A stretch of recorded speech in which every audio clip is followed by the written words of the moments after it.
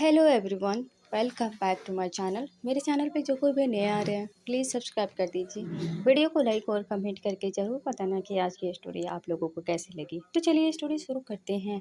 पिछले पार्ट में हमने देखा था विंग को रास्ते में कुछ गुंडे घेर लेते हैं।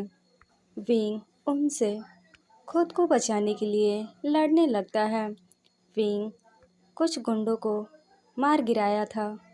तभी उनमें से एक गुंडा विंग के सर पे गन पॉइंट कर देता है और गुस्से से विंग को देखते हुए कहता है, मैं कब से देख रहा हूँ तुम्हें।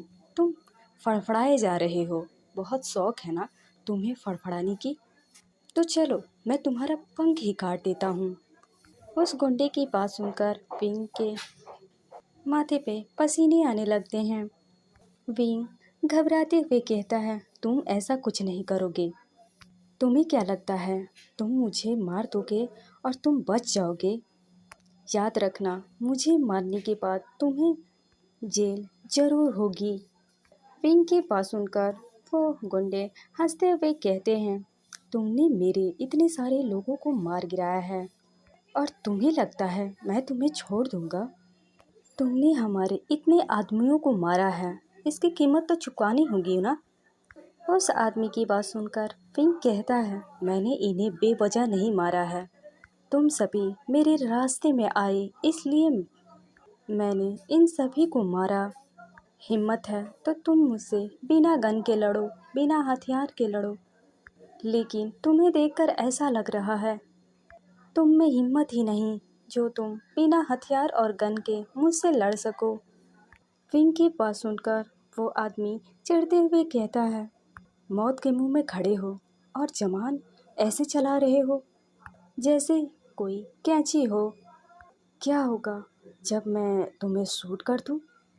चलो मैं तुम्हारा अंत यहीं कर देता हूँ। ये बोलकर वो आदमी गन की ट्रिगर दबाने की कोशिश करता है। ये देखकर विंग अपने आँखों को टाइटली बंद कर लेता है। विंग की आंखों के सामने वांग जी और आइवान के चेहरे घूम रहे थे। विंग वांग जी और आइवान को याद करते हुए अपने मन में कहता है, आइवान, अपने मम्मा को माफ़ कर देना। आपकी मम्मा के साथ यहीं तक थी, पर मेरे जाने के बाद आप उदास मत होना, क्योंकि आपके फादर आपके साथ हैं। वो आपसे बहुत प्यार करते हैं। वो हमेशा आपका ख्याल रखेंगे। आप अपने फादर के साथ हैप्पी रहना। वांग जी, मुझे माफ़ कर दो। मैं अपने दिल की बात बताए बगैर ही जा रहा हूँ। सच तो ये है मैं भी तुमसे प्यार करता हूँ। वो भी पहले से।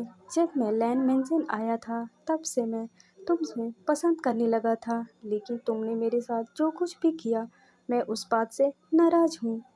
लेकिन आज मुझे अफसोस हो रहा है कि मैंने अपने दिल की बात तुम्हें बताए बगैर ही इस दुनिया को अलविदा कर रहा हूँ। मेरे जाने के बाद आइवान का ख्याल रखना। उसे मॉम और डैड दोनों का प्यार देना। काश मैं मरने से पहले अपनी दिल की बात तुमसे बता पाता। काश मैं ये कह पाता कि मैं तुमसे कितना प्यार करता हूँ। प्लीज़ लैंजैन, तुम मेरे बच्चे का ख्याल रखना। विंग के फोरहेड पर इतने सारे पसीने देखकर और डर घबराहट देखकर वो आदमी ज़ोर ज़ोर से हंसने लगता है और हंसते हुए कहता है, अब तुम मरने के लिए तैयार हो जाओ। तुम्हें बहुत शौक था ना दूसरों के बीच में बोलने की, दूसरों के बीच में भूलने की नतीजा देख लिया ना। अब मरने के लिए तैयार हो जाओ। ये बोलकर वो पर्सन अपने हाथ में लिए गन का ट्रिगर दबाने वाला होता है।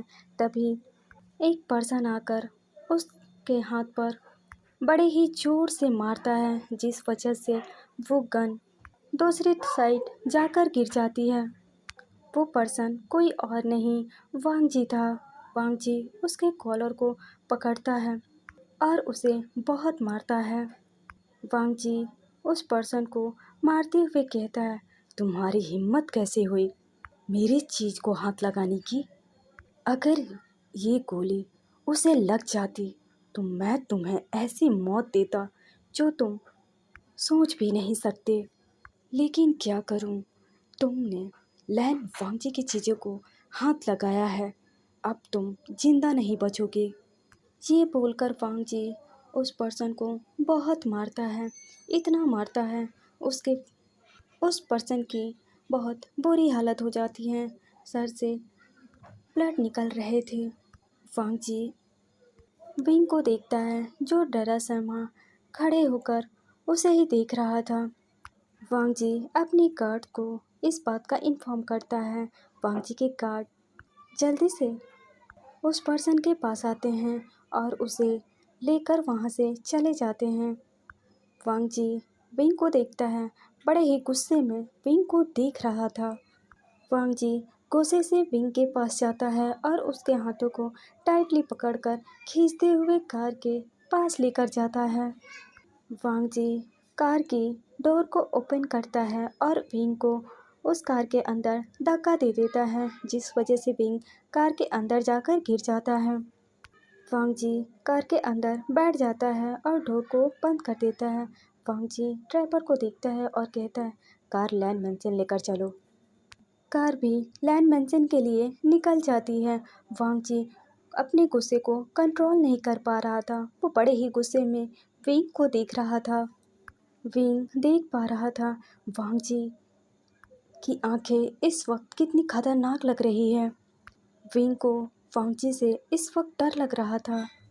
जब वांगजी ये देखता है कि विंग उससे डर रहा है, ये देखकर वांगजी खुद के गुस्से को कंट्रोल करने की कोशिश करता है। लेकिन वांगजी अपने गुस्से को कंट्रोल नहीं कर पा रहा था, क्योंकि उसने देखा था कि वो आदमी कैसे विंग के ऊपर गन पॉइंट किए खड़ा था। वो ट्रिगर दबाने ही वाला था। अगर वो गोली विंग को लग जाती तो वांगजी क्या करता? अगर वांगजी सही वक्त पर विंग को नहीं बचाता तो शायद वो गोली विंग को लग जाती, तो वांगजी का क्या होता? ये सोचकर वांगजी अपनी मुट्ठियों को कस लेता है। जब वांगजी से उसका गुस्सा कंट्रोल नहीं होता तो वांगजी कार के विंडो के कांच के ऊपर अपने हाथों को मार देता है, जिस वजह से वो कांच के टुकड़े टूटकर वांगजी के हाथों में लग जाती हैं। ये देखकर ड्राइवर अचानक से कार रोक देता है। विंग डर के वजह से वांगजी को देखने लगता है। विंग देखता है वांगजी के हाथों से खून निकल रहा था। विंग जैसे ही वांगजी के हाथों की तरफ अपना हाथ घबराते हुए कहता है, लंजा, ये क्या कर रहे हो? तुम्हें चोट लग गई ना? तुम हर वक्त इतने गुस्से में क्यों होते हो? विंग की बात सुनकर वांगजी गुस्से से अपने हाथ को विंग के हाथों से दूर कर लेता है और बड़े ही गुस्से से विंग को घूरता है। ये देखकर विंग अपने हाथों को दूर कर लेता है। विंग बहुत डरा हुआ था, क्योंकि एक तो पहले उसके साथ वो सब हुआ। अब वांगजी का ये रूप देखकर विंग बहुत डरा हुआ था।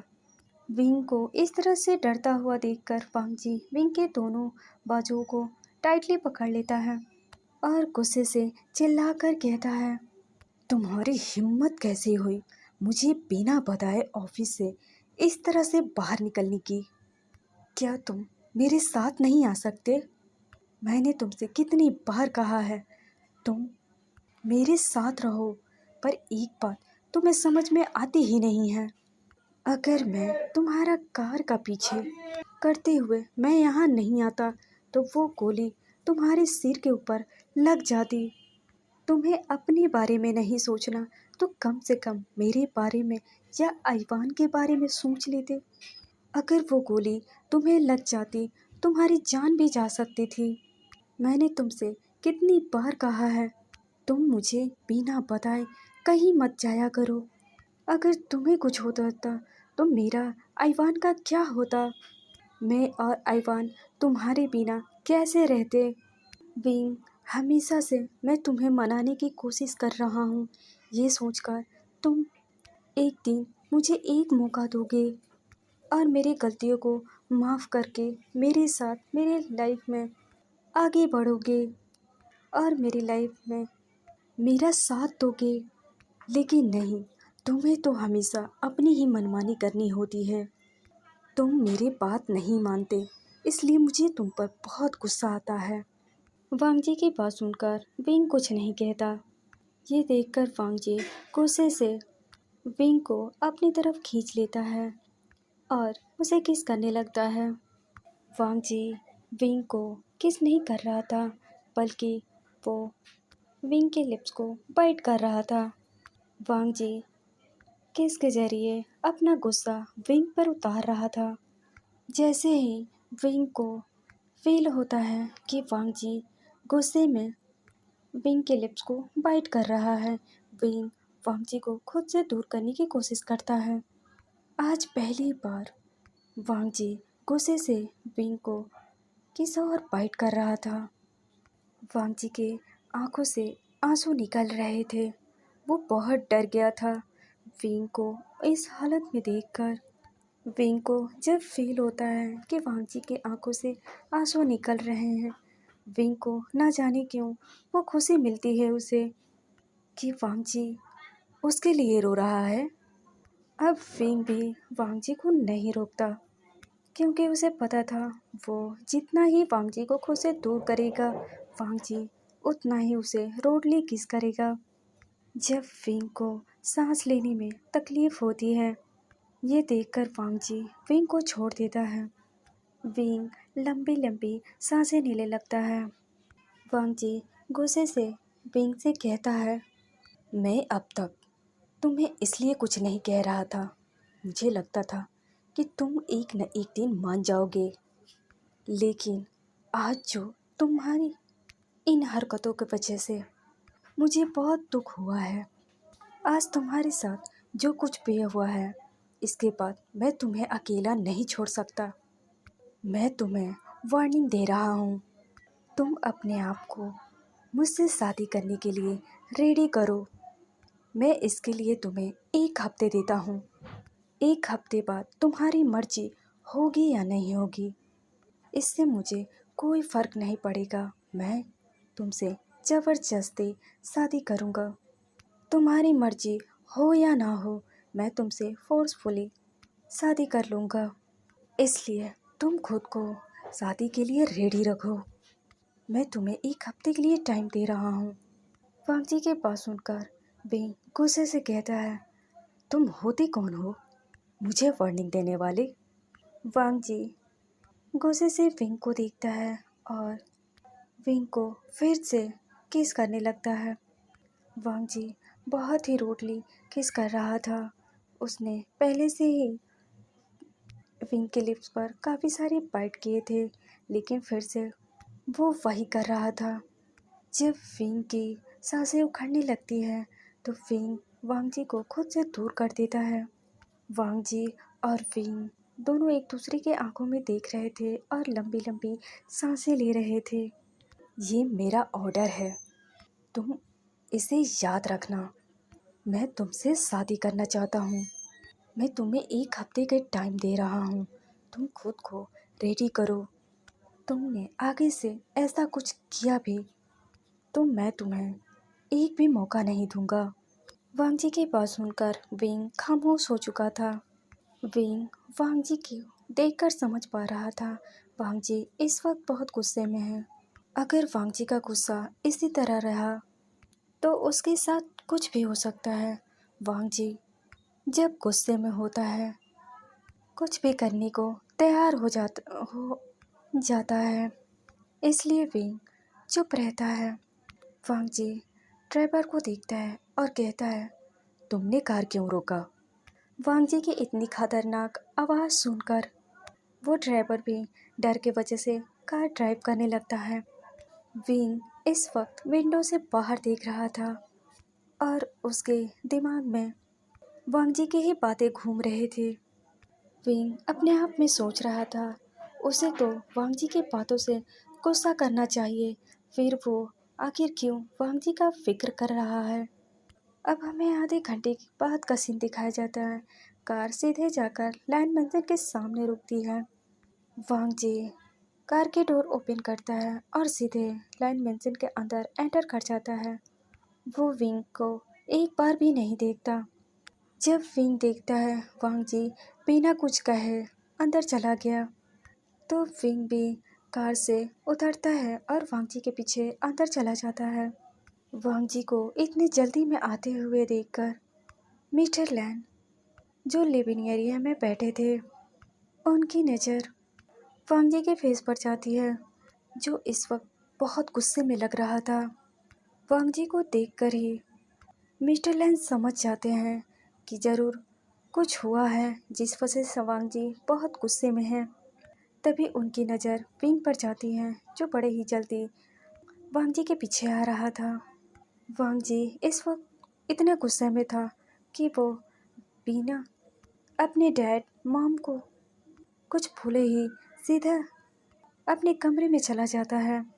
विंग बस वांग जी को जाते हुए देख रहा था। ये देखकर मैडम लैन जल्दी से विंग के पास आती हैं और कहती है, विंग, क्या हुआ? क्या कुछ हुआ है ऑफिस में? क्या तुम दोनों के बीच में कहीं झगड़ा तो नहीं हुआ? वांग जी इतने गुस्से में क्यों हैं?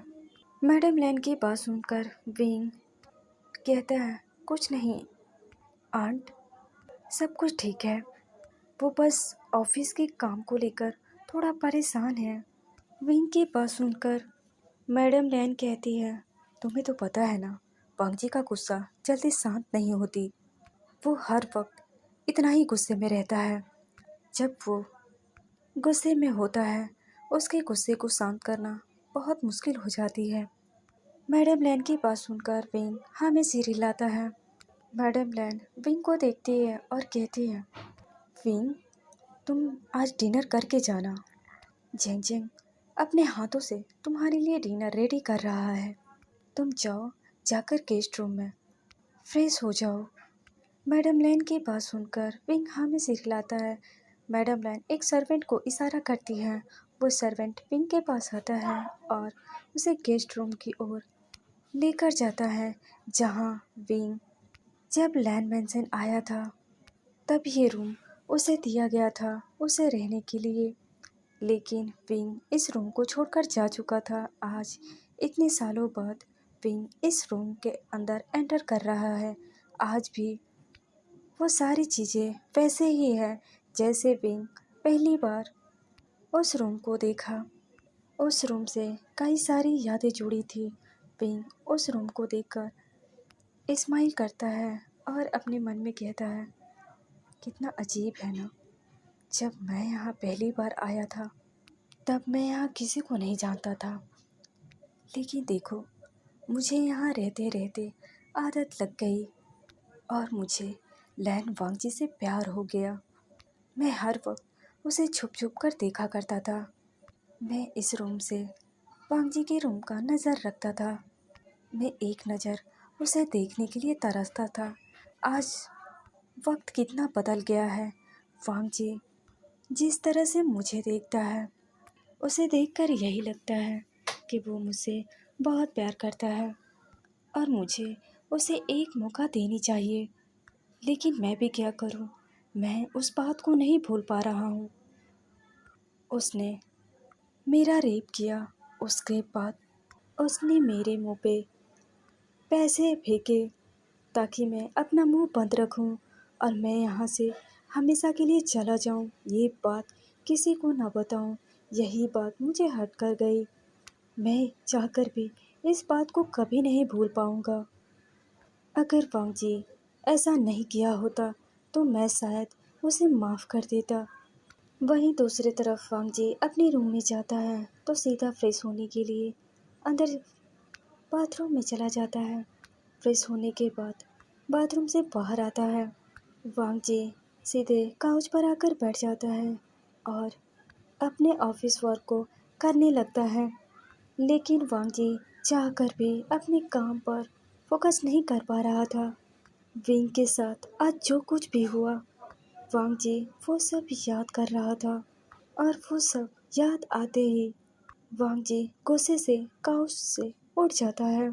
वांग जी सीधे बालकनी की ओर जाता है। वहां जाकर सिगरेट लेकर स्मोकिंग करने लगता है। जब भी वांग जी मेंटली डिस्टर्ब होता है तो वो स्मोक करने लगता है। वांग जी स्मोक करते हुए अपने आप से कहता है, मैं जानता हूँ विंग, मैंने तुमसे ज़बरदस्ती शादी करने की बात कही। शायद तुम इस वजह से मुझसे कभी बात ना करो। मेरे इस हरकत की वजह से तुम मुझसे बात करना पसंद नहीं करोगे, लेकिन फिर भी मैं तुमसे शादी करना चाहता हूँ। मुझे इस बात से गुस्सा आ रही है, तुम्हारी हिम्मत कैसे हुई अपनी जान खतरे में डालने की। अगर तुम अपने आप को प्रोटेक्ट नहीं कर पाते तो ना जाने तुम्हारे साथ क्या होता। तुम्हें पता है भी, जब मैंने देखा तुम्हारे सर पर गन पॉइंट किए कोई खड़ा है तो मैं कितना डर गया था। मैं अब भी डरा हुआ हूँ। मुझे डर है कहीं मैं तुम्हें खो ना दूँ, लेकिन मैं तुम्हें किसी भी कीमत पर खोना नहीं चाहता।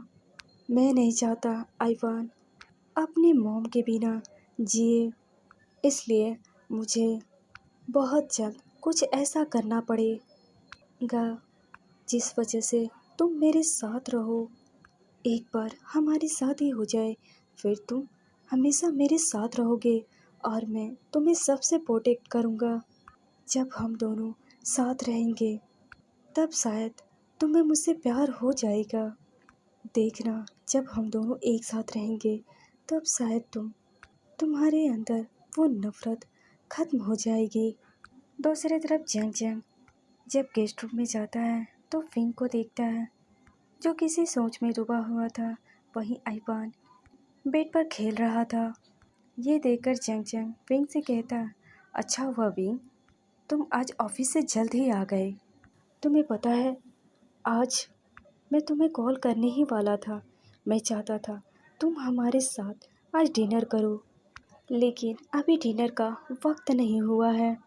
तो क्यों ना हम शॉपिंग करने चले। मैंने बहुत दिनों से शॉपिंग नहीं किया है। जेंजेंग की बात सुनकर विंग गुस्से से घूर कर जेंजेंग को देखता है। विंग गुस्से से कहता है, जेंजेंग, क्या तुम भूल गए हम 2 दिन पहले ही शॉपिंग के लिए गए थे। जेंजेंग हंसते हुए कहता है, वो तो 2 दिन हो गए हैं। विंग, सच कह रहा हूँ, मैं बहुत दिनों से तुम्हारे साथ इन फन नहीं किया। मैं सोच रहा हूँ क्यों ना हम दोनों शॉपिंग चले, हम इसी बहाने थोड़ा फन कर लेंगे। विंग की बात सुनकर जेंजेंग की बात सुनकर विंग कहता है, तुम्हारा कुछ नहीं हो सकता। पता नहीं सिचिन का कैसे तुम्हें बर्दाश्त करते हैं। विंग की बात सुनकर जेंजेंग चिढ़ते हुए कहता है, तुम्हारे कहने के क्या मतलब है। वो मुझे बर्दाश्त करते हैं या मैं उन्हें बर्दाश्त करता हूँ। तुम्हें पता है ये लैंस ब्रदर बहुत ही डेंजरस है। तुम मुझसे पूछो मैं इन्हें कैसे बर्दाश्त करता हूँ। इन्हें बर्दाश्त करना बहुत मुश्किल का काम है जो तुम नहीं समझोगे। तुम्हें पता है विंग, लैंस ब्रदर बहुत ही खतरनाक होते हैं।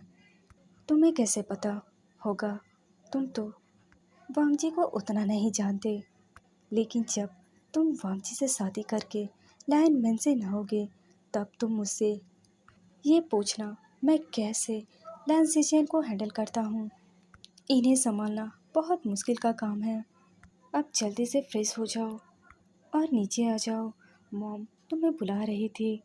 मैं चलता हूँ, मैं यही बताने तुम्हारे पास आया था। ये बोलकर जेंग जेंग आइवान को देखता है और उसके फोरहेड पर किस करता है और रूम से बाहर चला जाता है। जेंग जेंग के जाने के बाद विंग वो सारी बातें सोचता है जो आज उसके साथ हुआ, लेकिन ना जाने क्यों विंग को बहुत बुरा लग रहा था। वांगजी उससे बिना कुछ बोले उसे इग्नोर करके अपने रूम में चला गया। जो वांगजी उसे परेशान करने का एक भी मौका नहीं छोड़ता, वो आज इस वक्त उससे इतना नाराज़ हो गया कि उसे इग्नोर ही करके चला गया। वांगजी के इस हरकत से विंग परेशान हो रहा था। ना जाने क्यों वांगजी को वांग विंग को वांगजी का ही ख्याल आ रहे थे। वो बार बार उसके हाथों का फिक्र कर रहा था। उसे वांगजी की फिक्र हो रही थी। विंग अपने मन में कहता है, क्या वो ठीक होंगे? क्या उन्होंने अपने हाथों पे पट्टी किया भी होगा? क्या मुझे उनके कमरे में जाकर देखना चाहिए? वो ठीक है या नहीं। नहीं नहीं, मैं उनके पास क्यों जाऊं? वो तो गुस्से में उन्होंने मुझे धमकी दिया है कि वो मुझे फोर्सफुली शादी करेंगे। अगर मैं एक हफ्ते में रेडी नहीं हुआ तो वो मुझसे फोर्सफुली शादी करेंगे। विंग यही सब सोच रहा था, तभी वो कहता है, नहीं, मुझे एक बार जाकर देखना चाहिए, वो ठीक तो है ना। ये सोचकर विंग आइवान को अपने गोद में लेता है और वांगजी के रूम की तरफ बढ़ जाता है। विंग वांगजी के डोर के सामने खड़ा था। वो देखता है वांगजी के डोर खुले थे। विंग अपने सर को रूम की तरफ झुकाकर चारों तरफ देखता है, कहीं वांगजी उसे देख तो नहीं रहा है। वो बस चुपके से वांगजी को देखेगा और वहाँ से निकल जाएगा। लेकिन वांगजी विंग को कहीं दिखाई नहीं देता। विंग काफ़ी हिम्मत करने के बाद रूम के अंदर एंटर कर जाता है। विंग आइवान को देखता है और कहता है, आइवान, आप बस चुप रहना, कोई आवाज़ मत करना। हम बस एक नज़र आपके डैड को देखेंगे और फिर चोरी छुपे यहाँ से निकल जाएंगे। अगर आप यहाँ कोई शोर नहीं करोगे तो मम्मा आपको खूब सारे आइसक्रीम खिलाएंगे। क्या आप आइसक्रीम खाना चाहते हो? आपने सुना ना, मैं और जैंग अंकल शॉपिंग जा रहे हैं, तो आपको भी साथ लेकर जाएंगे। क्या आप आइसक्रीम खाना चाहते हैं? आइवान अपनी मॉम की बात सुनकर अपना सर हाँ में हिलाता है। ये देखकर विंग स्माइल करता है और कहता है, आप गुड बॉय हो ना, आपको आइसक्रीम भी चाहिए तो आप चुप रहना, बस आप मम्मा की बात मानना। विंग की बात सुनकर आइवान फिर से सर हाँ में हिलाता है। ये देखकर विंग हंसते हुए कहता है, गुड बॉय। अब विंग अपनी नज़रों को चारों ओर घुमाता है। उसे लग रहा था वांगजी शायद बाथरूम में है।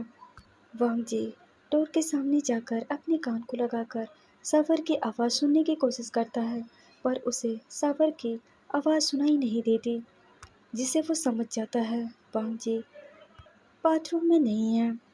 विंग आइवान को देखता है और कहता है, आइवान, तुम्हारे डैड कहाँ जा सकते हैं? वो बाथरूम में भी नहीं है, अपने कमरे में भी नहीं है, वो इस वक्त कहाँ मिलेंगे?